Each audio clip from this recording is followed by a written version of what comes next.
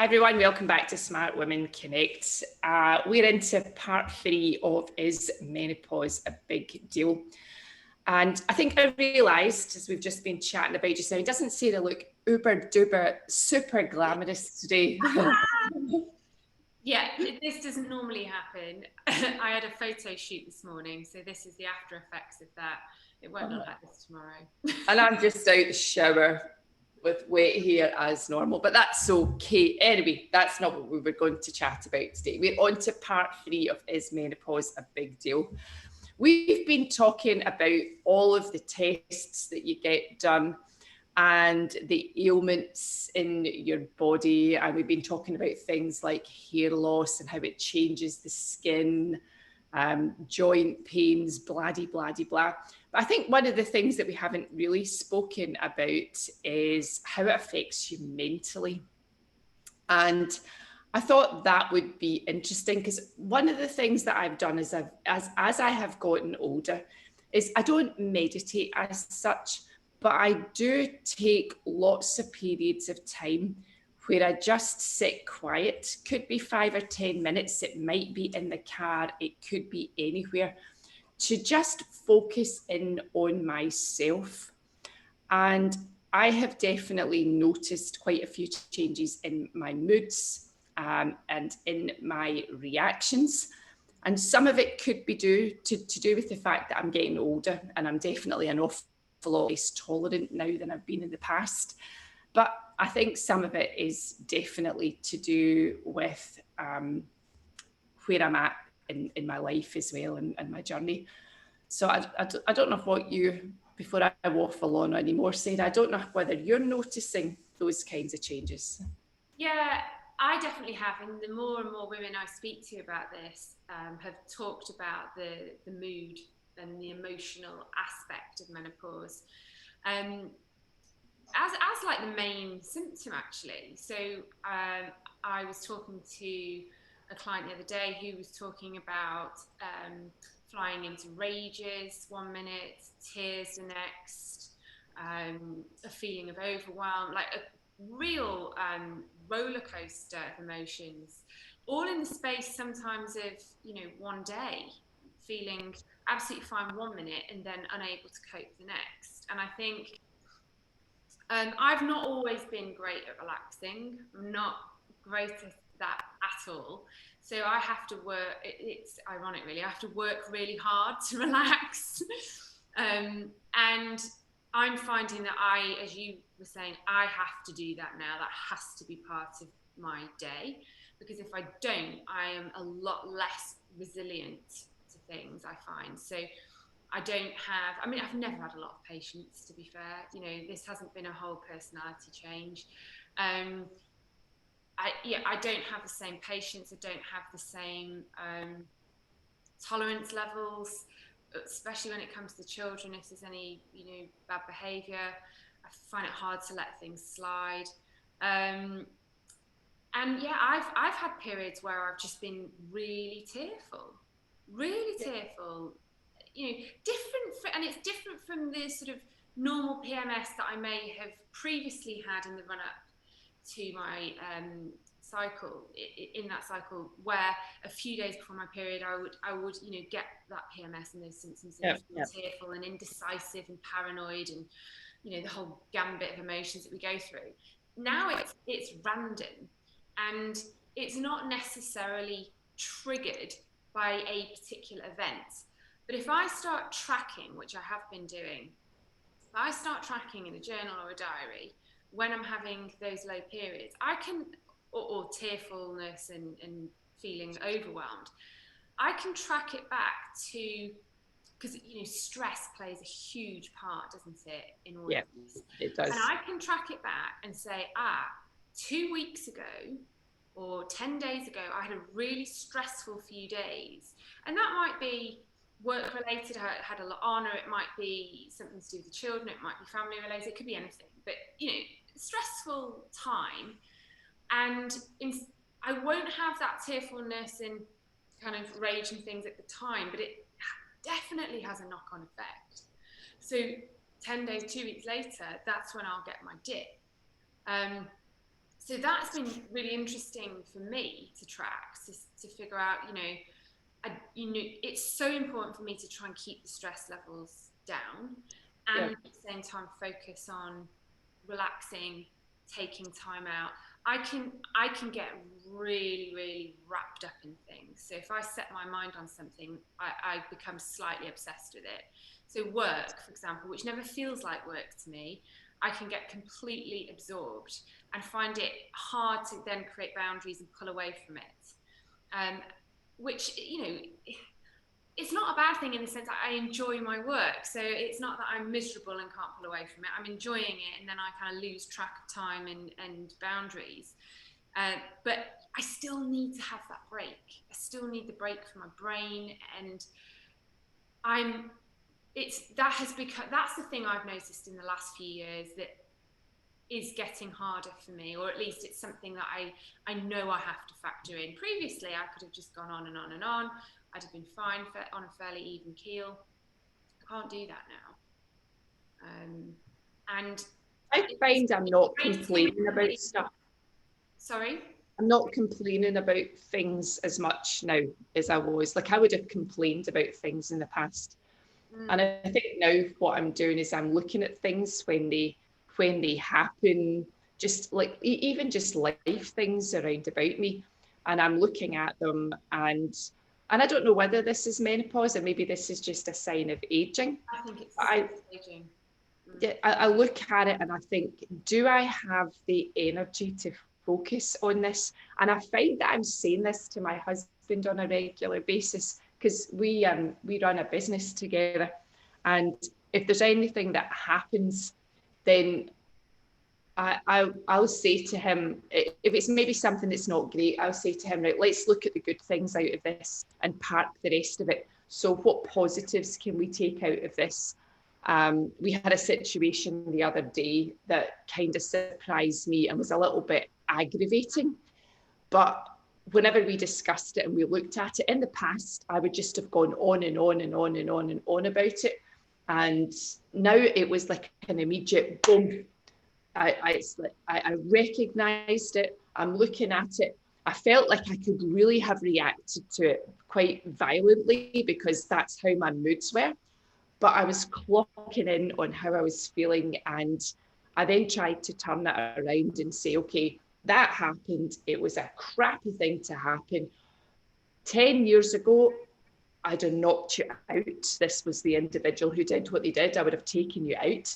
Now it's like, okay, I'm going to acknowledge it for what it is. What did I learn from this, and how can I move on from it?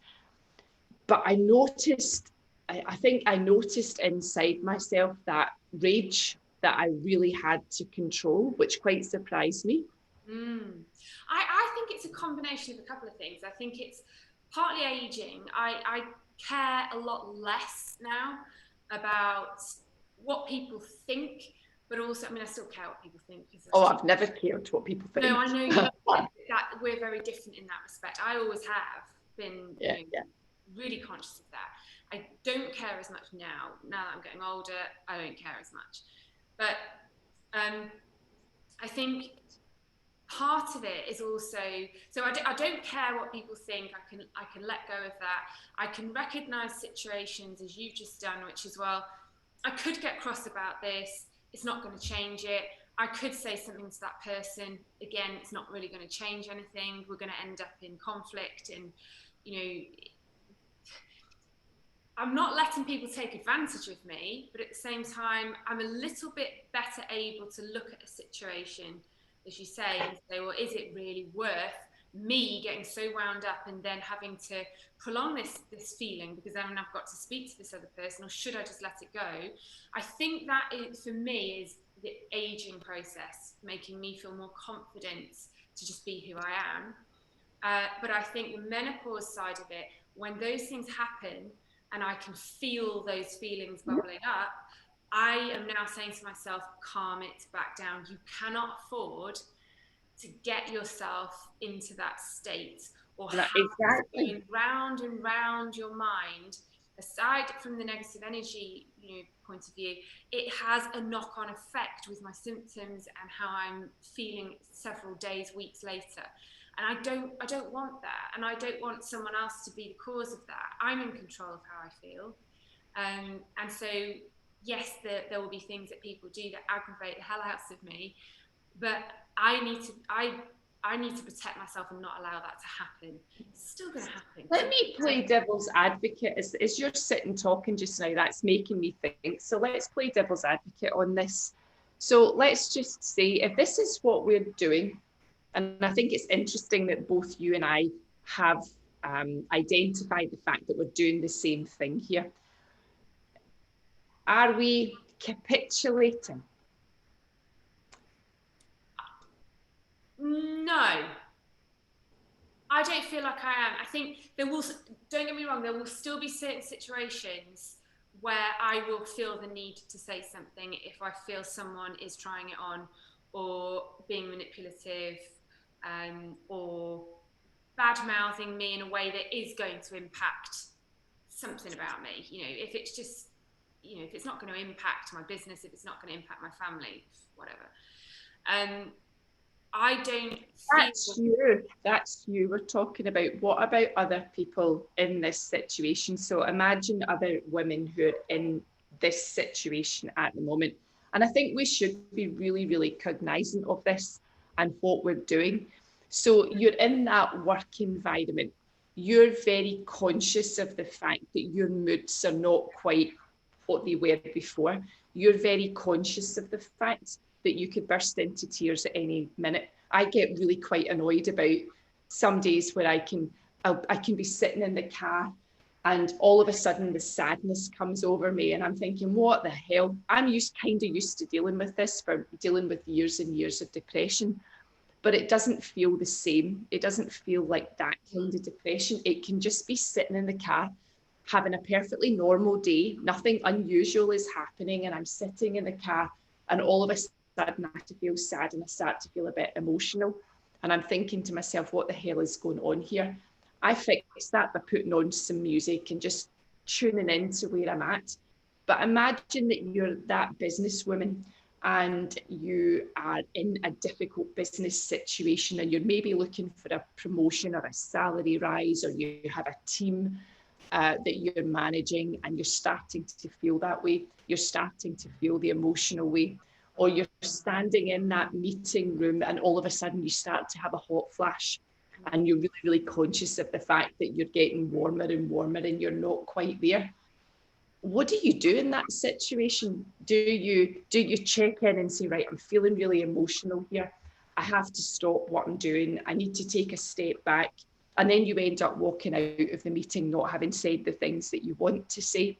Or you've had the hot flash and you've been so conscious of the fact that that's been happening to you that it's affected your confidence levels. And I think these are the things. So I look at that situation that I was in, and like there's still a little bit of me that's annoyed that I didn't react more.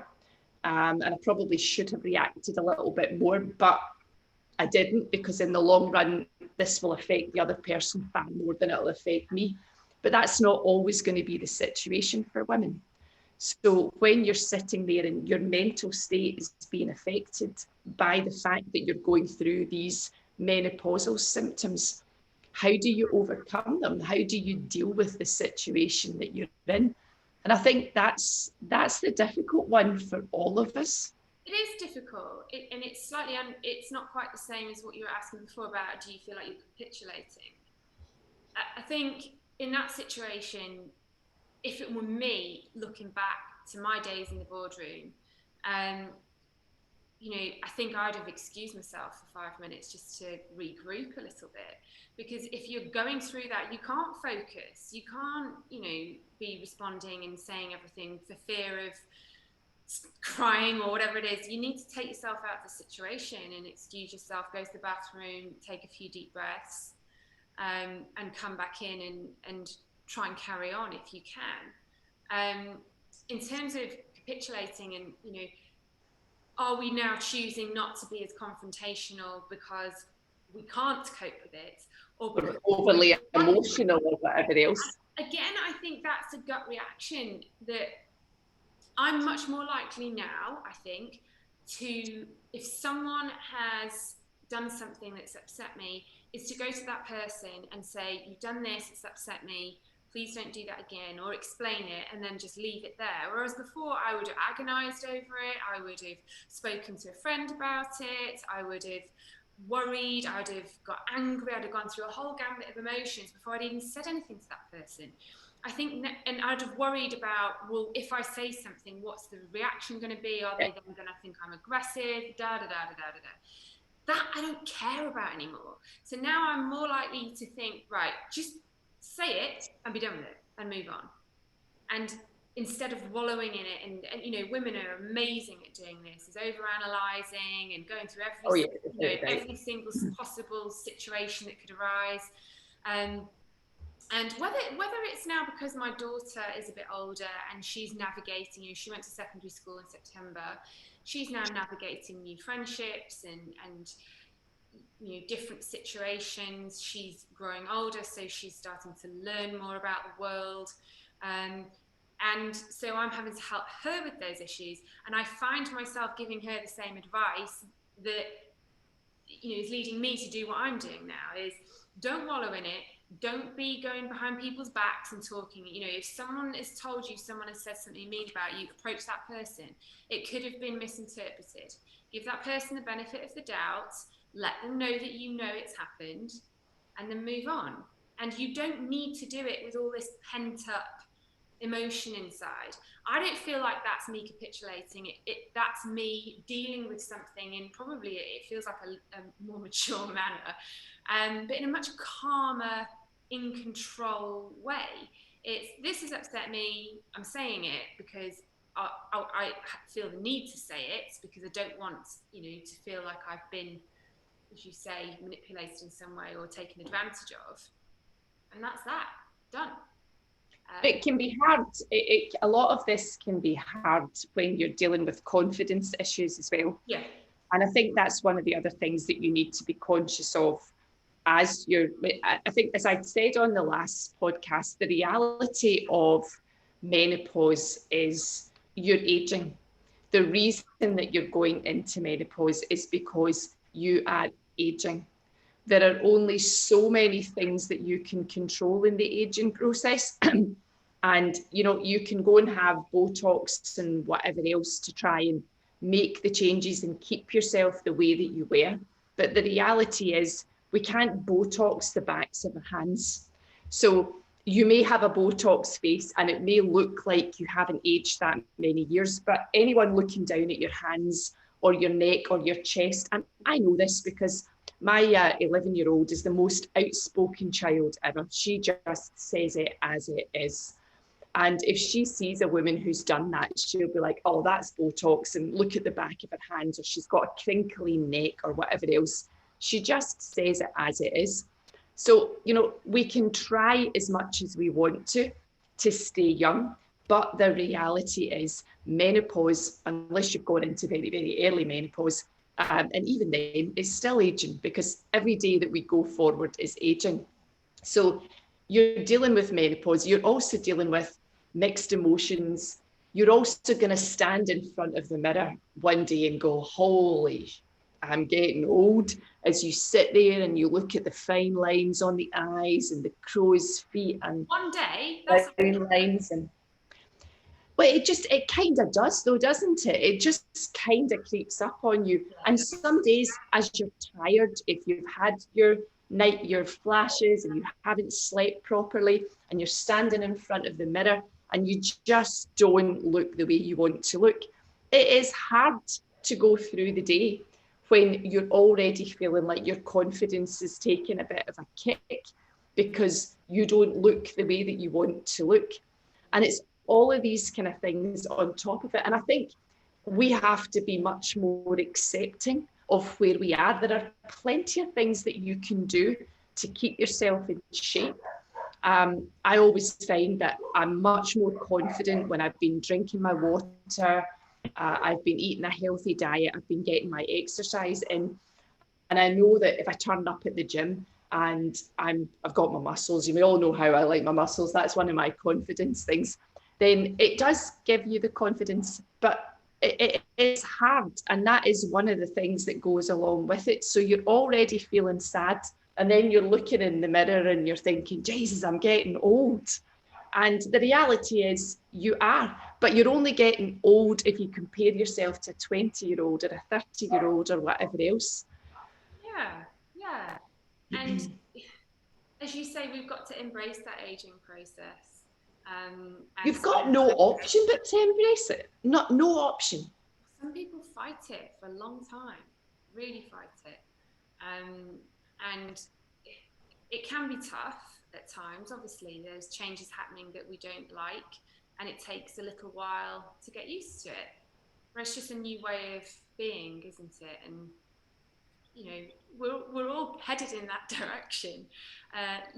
Look sideways at your contemporaries rather than behind you at the younger ones and who's coming up behind. But you can't look at the younger ones. You're so different to the younger ones in so many ways. And if you actually stand back and look at your life, you're probably in a much more fortunate position than a lot of the younger ones. Yeah, we are privileged to be in this position, and we should be grateful for the fact we've got this far. And I'm always thankful that I've experienced so much in my life that I can now, I'm in a better position having it. If I look back and I think, what bad things have happened in my life, things that I wish hadn't happened or that were terrible at the time, really challenging, really upsetting. I look back and I can map all that out. But each of those experiences has made me into a better parent, I think. It's made me into a better friend. It's made me into a better daughter and sister. Because those experiences taught me so much and made me so much wiser about living life and what to appreciate, what to let go, what to hold on to. And so now when my children are having difficulties, it's upsetting to see that happening, but I feel equipped to a degree to help them with that because of the experiences that I've had, and I've got empathy for the things that they're going through. Same applies to friends and family and everyone around me. And I enjoy that feeling. I've got a real passion for helping people, as you know, and I find that really rewarding. And so for me, aging, there are parts of it. I don't like the wrinkles. I don't like, the things that happen physically. But I think I'm more confident now that, like you, I'm exercising, I'm eating well. If I've got a strong body, I feel so much better. I'm more confident now, and I'm more comfortable in my own skin now than I've ever been. And my skin does not look the same. Tell me about it. It's more comfortable. So, yeah, I remember really not wanting to turn 30. I really remember that. Getting to 26, having the time of my life. I loved it when I was 26. I don't know why that year, but I did. And then, 27, 28, and I was thinking, oh God, no, 30, what, oh no. Turn 30, and then after that, I know lots of people were dreading turning 40. I never had it again.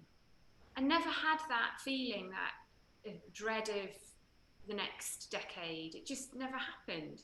Wait till you turn 50 and you're heading towards 60 being the big number. That's actually quite a scary stage to be at. It is quite scary because you sit and look at, if you look at the different stages of your life and the thing that you want to do, the things you want to do at the different stages. I think for me, the biggest takeaway from turning 50 is the fact that I'm not going to be here forever. I think that's the big thing for me.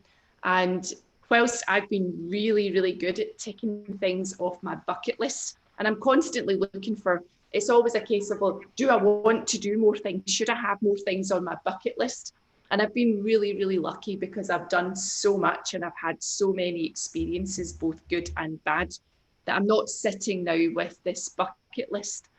But I just still look at it and I think, gosh, and this is why I didn't like the tests the other day when I started to see things like the kidney, for example, and the degeneration in my kidney.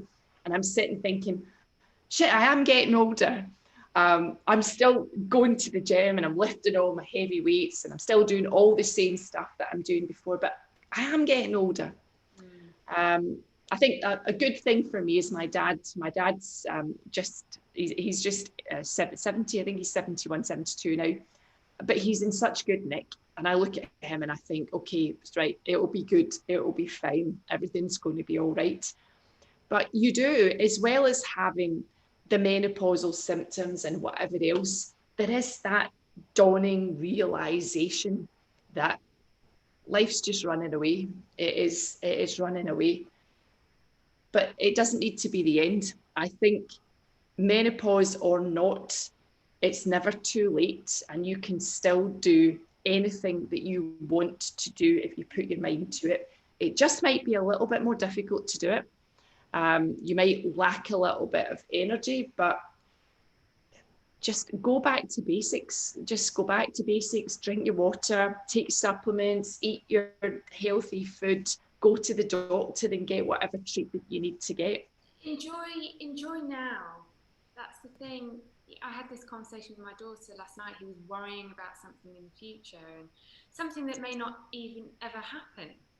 And I said, just think about now and tomorrow, that you don't need to think beyond that. And I said, think about tomorrow because something exciting is happening the next day. And I think our minds do this to us, and we're over analytical as women, but it can race away with you as well. You can race off down that path of, well, I'm now 40 something, and then I'm going to be 50, and then I'm going to be 60, and oh my God, then I'm going to be retired, and then what am I going to do in retirement? And it can totally race away. And who knows what amazing things are going to happen in the next 12 months, 2 years, 5 years, 10 years. Yeah. If you've got children, enjoy your kids now while they're young, because there'll come a point where they're not particularly interested anymore. Well, they'll come like mine, where they're almost 22, 18, although my 18-year-old's sitting her A-levels at the moment, and she came in the other day beating herself up because she realised that she'd made a tiny mistake. It's like, Eva, can you just focus on all of the things that you did actually do right? Okay, because I guarantee you that 95% of what you did was bloody perfect. So stop it. But we've got the benefit of being able to say all of those kinds of things. And we kind of steered a little bit away from menopause today, but not really. I think the point that both of us are making here is not to beat yourself up about where you're at in life, not to beat yourself up about menopause. It's part of the journey. It's part of the fact that you're getting older. Maybe you're struggling to accept the fact that you're getting older. Well, you are, and you're just going to have to embrace it. But it's a lot easier to embrace it if you go into it thinking about all the positives rather than the negatives, and you look after yourself. But you're going to hear both of us say that to you all the time. Look after yourself. It's so important to do that. Yeah, and it's part and parcel of the whole thing, isn't it? The aging and the menopause, it's all happening at the same time. Menopause is part of aging, but it's understanding that distinction, isn't it? And as we talk about that sort of change in perspective, that not everything is down to menopause. Not all our issues are menopause related. There's the acceptance of the aging process as well, and embracing that. And your mental state, where you are mentally, and what you're thinking, what you're letting consume your thoughts day in and day out. Yeah. Anyway, I've got to go and do the school run. Okay, enjoy. All right, thanks everyone. Right, thank you.